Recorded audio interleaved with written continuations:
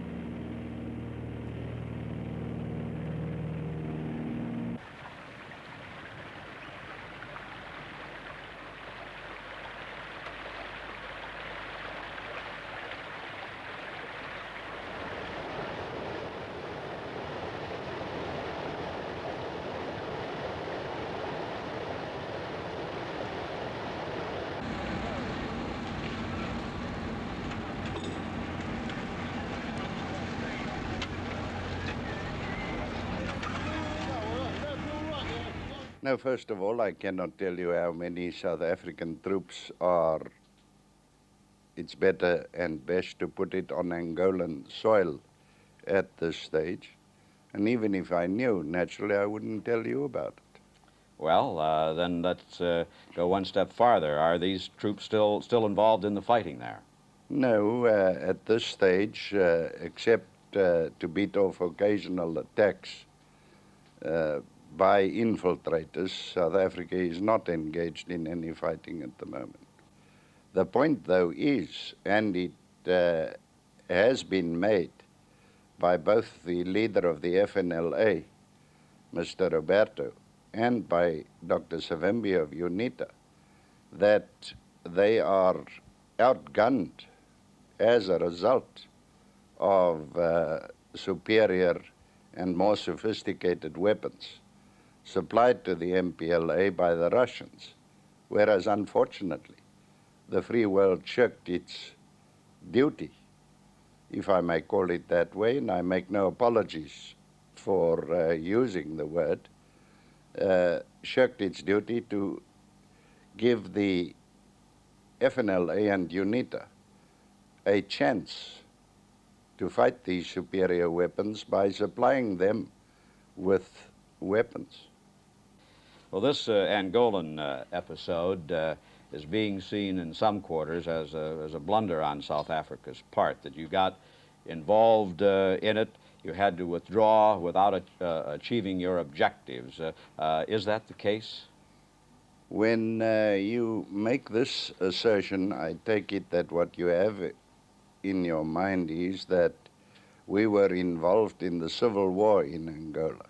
I made that very plain when I spoke in Parliament, that we were never involved in the civil war as such. I've already told you how we got involved in the first instance. And as far as South Africa was concerned, it was a question of chasing away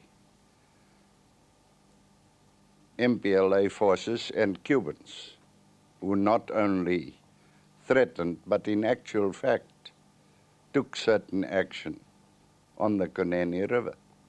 I think it is perfectly plain to, or rather it should be plain to everybody, that if the Cubans and the Russians did not get involved in Angola, South Africa would never have been involved in it at all.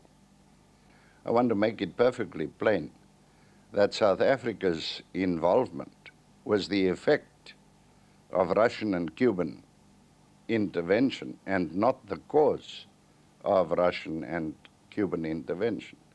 President Kaunda of Zambia has described the Soviet and the Cuban intervention in Angola. I think the quote was a plundering tiger and its deadly cubs. How seriously do you take this extension of the communist influence in Africa? We warned against that last year already, and we warned the Western world about what could happen, not only in Zambia, but what could also happen in Zaire. Well, the mere fact that President Kaunda was called upon to declare a state of emergency, and the fact that he had to close down his university, clearly shows just how it has escalated as far as Zambia is concerned. And it certainly gives cause for anxiety in southern Africa that what we foresaw last year is in fact happening now. Would you say that this then posed a bigger threat than the emergence of yet another independent black African nation on South African borders? Yes, because here you haven't got an independent black African country coming into existence on South African borders. You have a Cuban force of thousands and thousands, estimated at this stage between 10 and 13,000, taking part in a civil war in southern Africa. And if that was the end of it, one could have shrugged your shoulders and said, okay, they'll go back tomorrow. But knowing the communists, knowing the Cubans, there is nobody who can tell you at this stage that they're going home tomorrow once having put the MPLA in the saddle. I think it must be accepted that they are here to stay. And I think it must be accepted that just as much as they subverted, or at least as much as they are trying to subvert Angola, they will try to subvert other southern African countries. Because make no mistake about it, and it's no use the free world refusing to look at that picture, because that is the stark, naked picture that they must obviously see, that world domination has always been, and to this very day is still the aim of the communists. And I, for one, believe, and I sincerely believe, that they will fight the next war, if there is to be a next war, God forbid. But if there is a next war, it will be a conventional war. And they are preparing for that conventional war. Look at their conventional armaments compared to that of the free world or the Western countries. And it stands to reason. And it has always been their aim and object. If they can control the southern tip of Africa, they have a tremendous advantage in any conventional war. Apart from the raw materials that they can get from Angola and other southern African countries, they will control the Cape Sea route, which is the lifeline of Europe.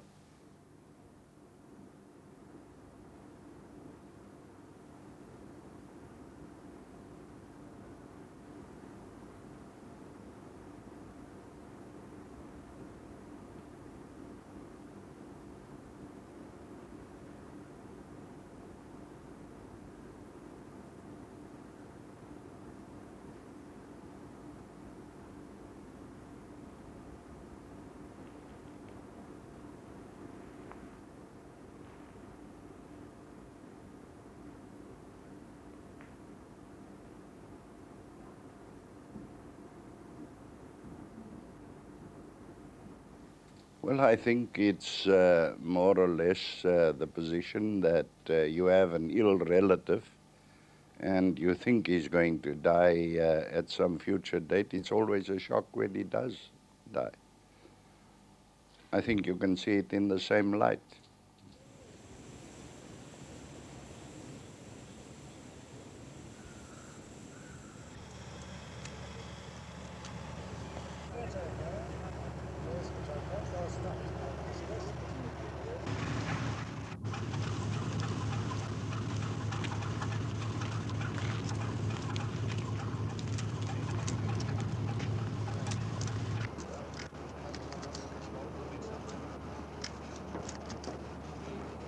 All that we were trying to do as far as Rhodesia is concerned was to create the atmosphere within which it was possible for the parties to resume negotiations.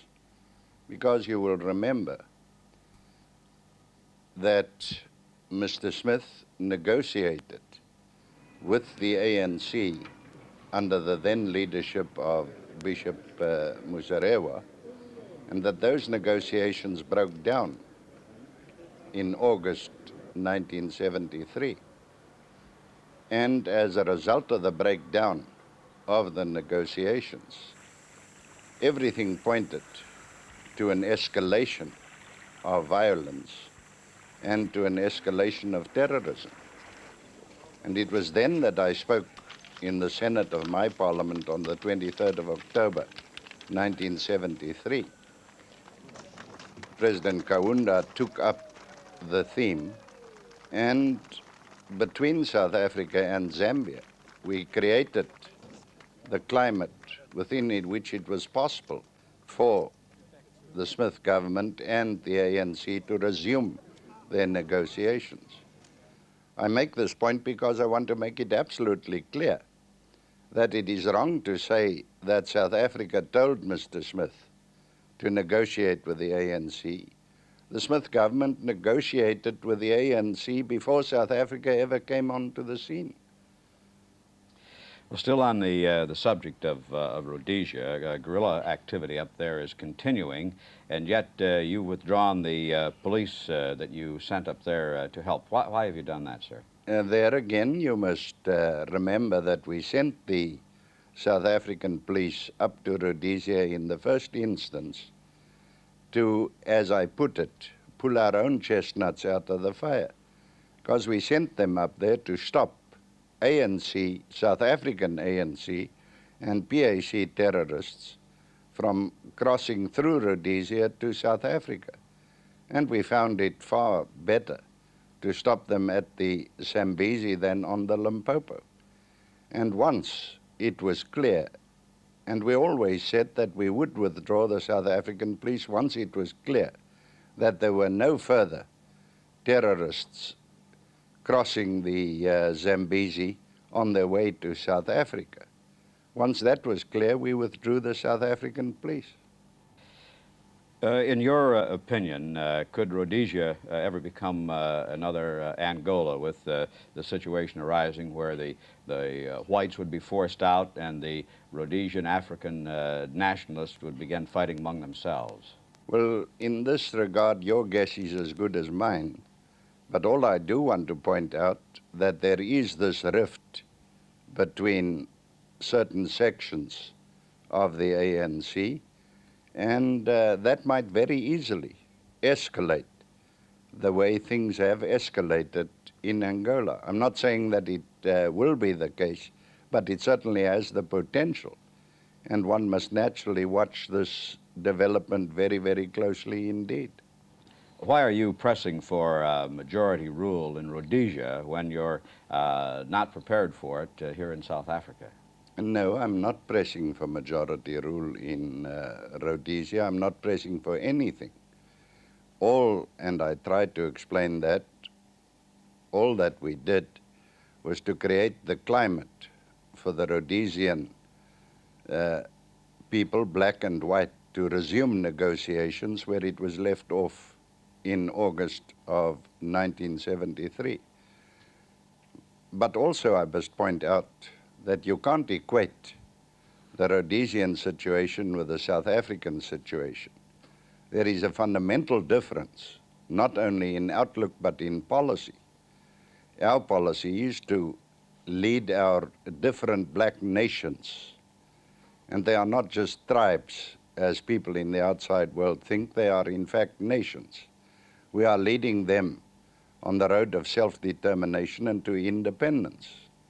And the first one, the Transkei, will become independent this year, whereas the Rhodesians took the black people into their parliament, and at the moment, if I have my facts correct, there are 16 black members taking their seats in the Rhodesian parliament. Well, now you mentioned the... But how they solve their problem is their affair. And I'm not pressing for this sort of rule or for that sort of rule. I must make that very, very clear.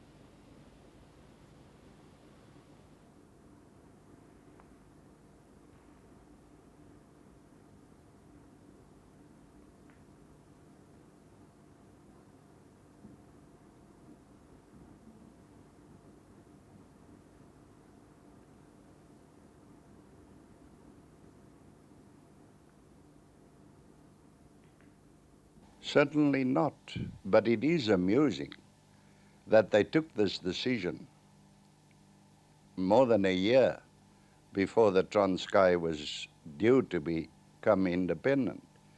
And the question is naturally, why? Why so premature about all this? And there is only one answer.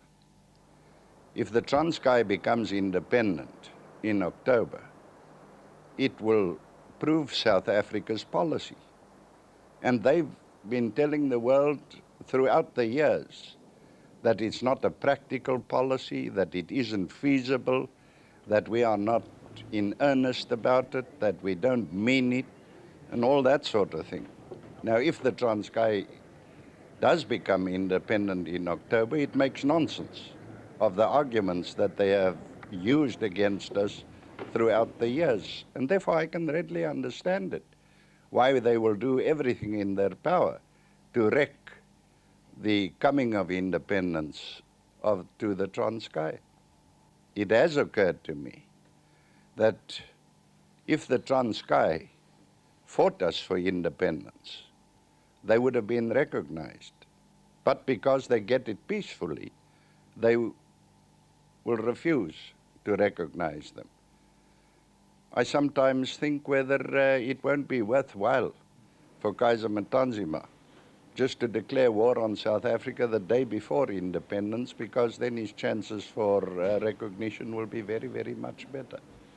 Because there again, they don't want to give us credit that we are a peaceful people and that we want to resolve our difficulties peacefully.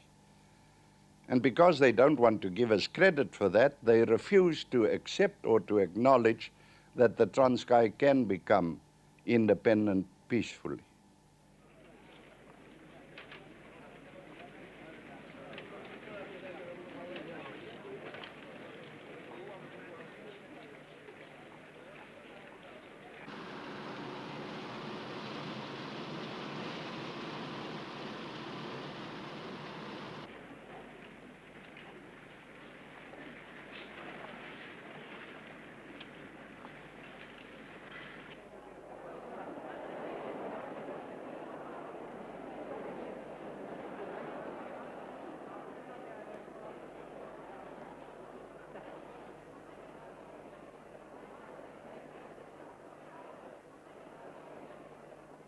I think I've made that perfectly clear, that as far as we are concerned, we recognize not only the different peoples in Ovambo, because there are different peoples, and they were there long before the Germans went to Southwest Africa, and they were there long before the old League of Nations entrusted Southwest Africa to South Africa. It wasn't South Africa who created them.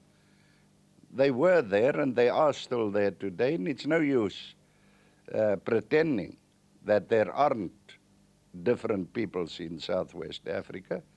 And these people, as I've said, these various peoples have their elected and natural leaders, and as far as I'm concerned, SWAPO doesn't fit into that picture at all. And as I've already said, we believe, and our policy is, that it's for the peoples of Southwest Africa to decide their own future. And over the years, we have tried to create the necessary machinery and to give them the necessary experience in self-government so that they can decide their own future. And what they decide goes, as far as I'm concerned. It's not for South Africa to prescribe, and therefore we rightly say that it is not for UNO to prescribe either. But it's for the peoples to decide, and that is in terms of the Charter of the United Nations. But apparently, what is good for other parts of the world is not good enough or not good at all when it comes to South Africa and when it comes to Southwest Africa, because then you apply the double standards, which we know so very well in this country.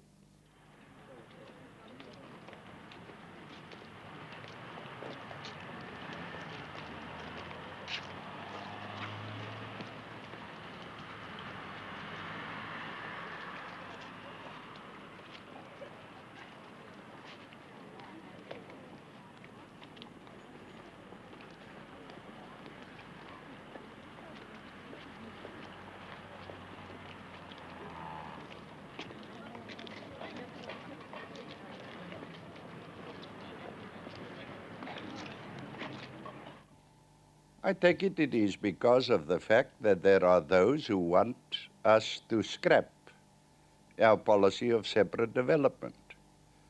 They don't want the black nations to become independent. They don't want to see or to recognize them as black nations in their own right, who has the right to become independent. And because they don't want to accept that, and because they don't want to see this reality, because it is a reality, they adopt this attitude. Well, you've been Prime Minister nearly 10 years now. It's been a rather turbulent decade, and I would just like to have your opinions on how you fared under the burdens of office. Are you actually enjoying being Prime Minister? I don't think one can say in these times we live in that you enjoy being Prime Minister of any country. I don't suppose it's a question of enjoyment so much as a question whether you feel that you have a job to do. So you're known as a rather keen golfer, and I wonder if you have any other hobbies or any other ways of relaxing. Well, golf, as a matter of fact, is my only relaxation, and I enjoy the occasional game that I can find the time to play. Apart from playing golf, I enjoy chess, but that is rather time-consuming. And unfortunately, except for the holiday periods, which becoming more rare too for that matter, I find very little time to indulge in that. You've been described many times as a man who never lets politics intrude on his private or family life. Have you been able to stick to that, or have you ever, for an example, had members of your family taking you to task on matters of policy? No, I don't think it's a question of taking me to task. It's a question of discussing it with my wife and my children. But I try to make as much as possible of my own life and to be with my wife and my children, my grandchildren, as often as I can, and that is not very often, make no mistake about that. Well, as a family man and a grandfather, in fact, how do you see the future? What kind of a South Africa do you expect that your grandchildren will be living in? I suppose each and every man who is at the head of a country strives as much as he possibly can to make the world a better place than he found it. Whether we are in fact succeeding is a different matter. There are times when I seriously doubt, because it is not only getting more and more complicated, but it's certainly getting more and more dangerous.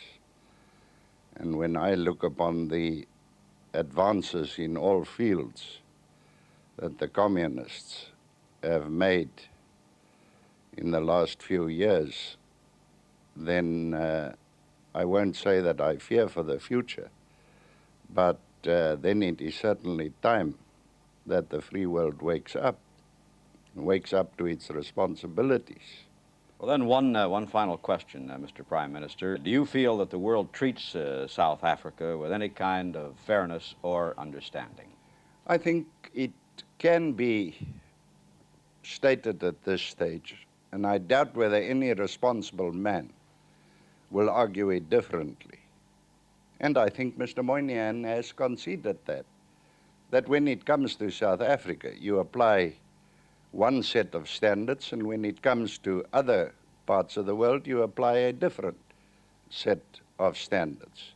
I've tried to explain that to you in this interview, that the moment you come to South Africa, the double standards apply, and you give the dog not only not a fair trial, but you hang him without any trial whatsoever.